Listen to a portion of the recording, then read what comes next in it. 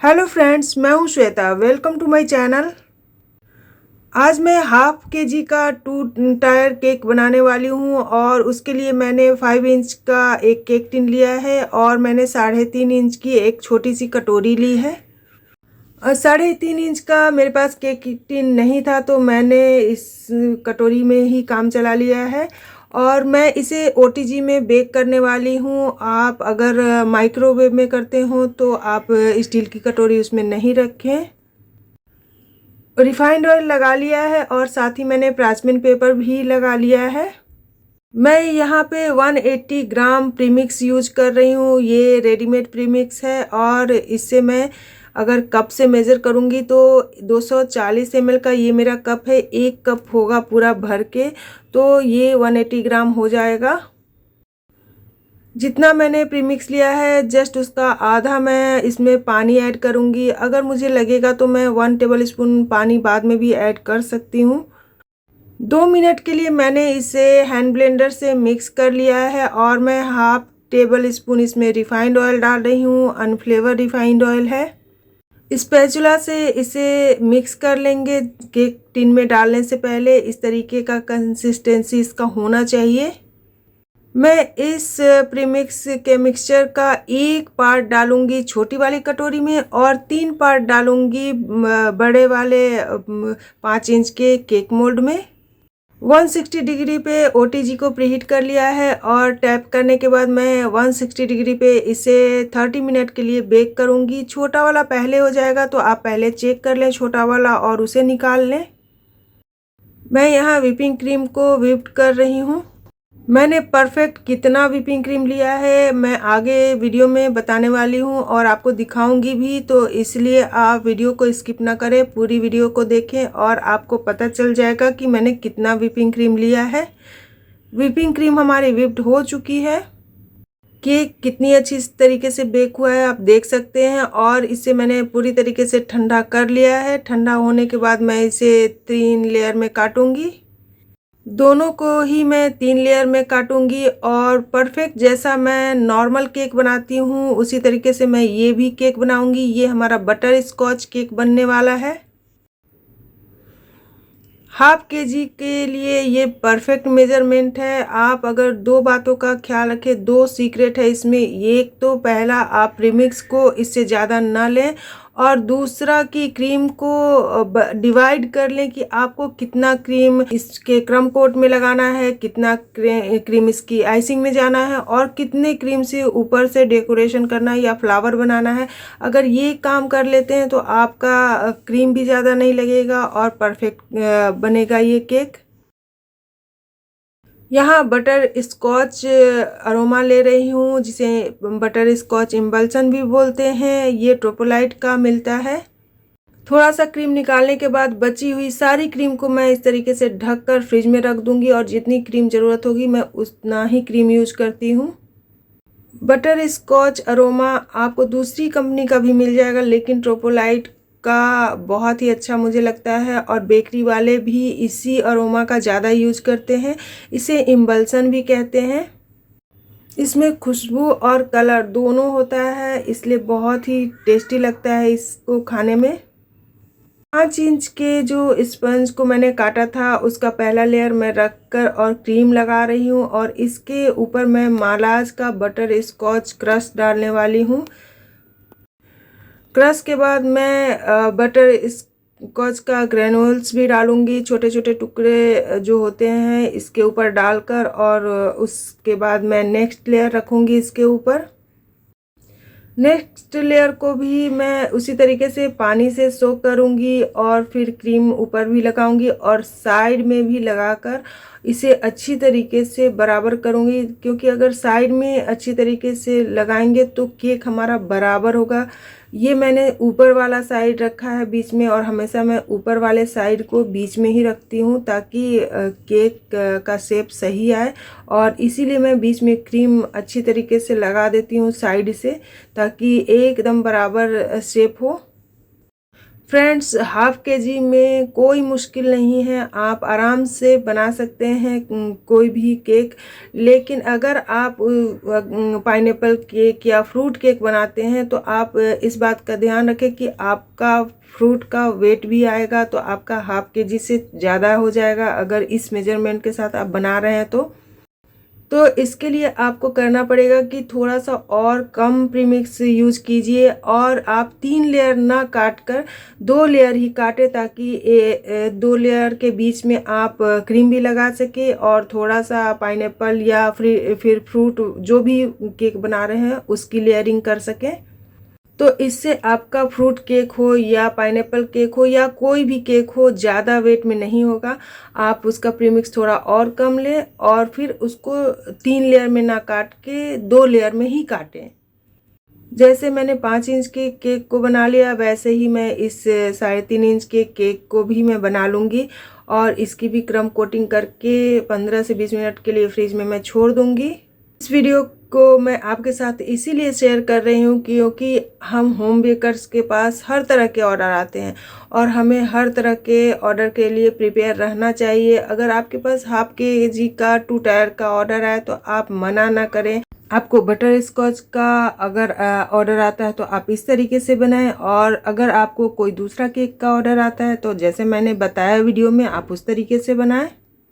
मैंने बचे हुए क्रीम को इस तरीके से मिक्स कर लिया और मैं इसे 3 पार्ट में बांट रही हूँ। एक को मैं वाइट ही रखूँगी और उसे मैंने फ्रिज में रख दिया है ढककर, और दूसरे पार्ट को मैं पिंक बना रही हूँ अलग से डेकोरेशन करने के लिए, और जो बचा हुआ सारा पार्ट है उससे मैं आइसिंग करूँगी। मैंने इसलिए इस तरीके से किया, ये सीक्रेट है, आप इस बात को समझ लें कि आप अगर इस तरीके से करते हैं तो आपका 2 टायर का केक आसानी से उतने ही में बन जाएगा। अगर उस पार्ट से मुझे आइसिंग करनी है, उससे ज़्यादा मुझे क्रीम नहीं लेना है, इसीलिए मैंने तीनों को अलग अलग कर दिया। अगर मैं ज़्यादा आइसिंग के लिए ले लूँगी तो फिर मैं फ्लावर बनाने के लिए अलग से व्हिप करना पड़ेगा और केक का वज़न भी फिर ज़्यादा हो जाएगा।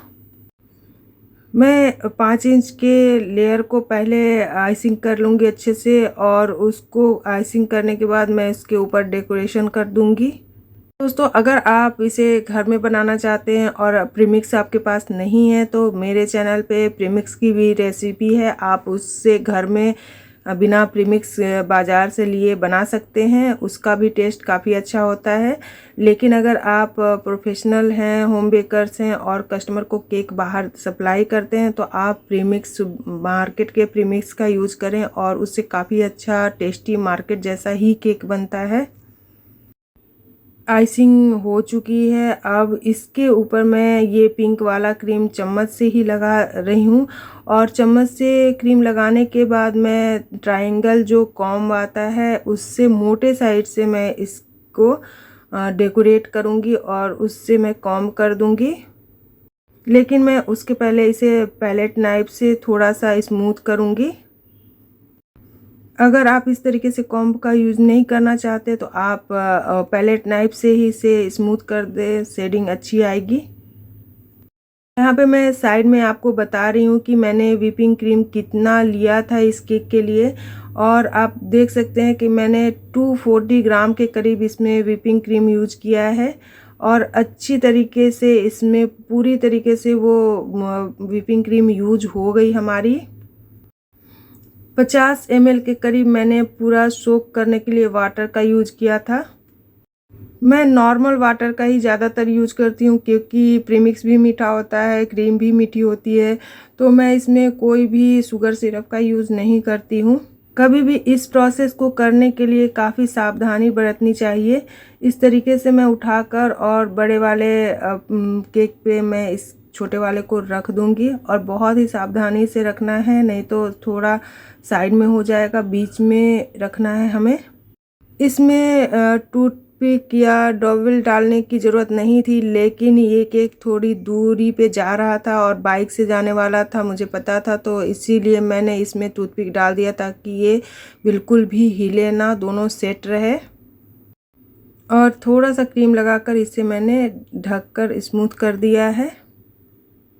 मैं यहाँ पाइपिंग बैग में 1 नोज़ल और विल्टन का 21 नोज़ल ले रही हूँ और इसी से मैं डेकोरेशन करने वाली हूँ। मैंने पिंक कलर के क्रीम को पाइपिंग बैग में एक किनारे में लगा दिया, एक तरफ मैंने ऐसे इस तरीके से लगाया और उसके बीच में जो मैंने सबसे पहले वाइट क्रीम थोड़ी सी बचा के रखी थी उसे मैंने डाल दिया दोनों पाइपिंग बैग में थोड़ा थोड़ा, और उसी क्रीम से मैं इस तरीके से डेकोरेट कर दूंगी, रोजेट बना दूंगी। पहले मैं रोजेट बना दूंगी, उसके बाद मैं विल्टन के 21 नंबर नोजल से बाकी के डेकोरेशन को पूरा करूंगी।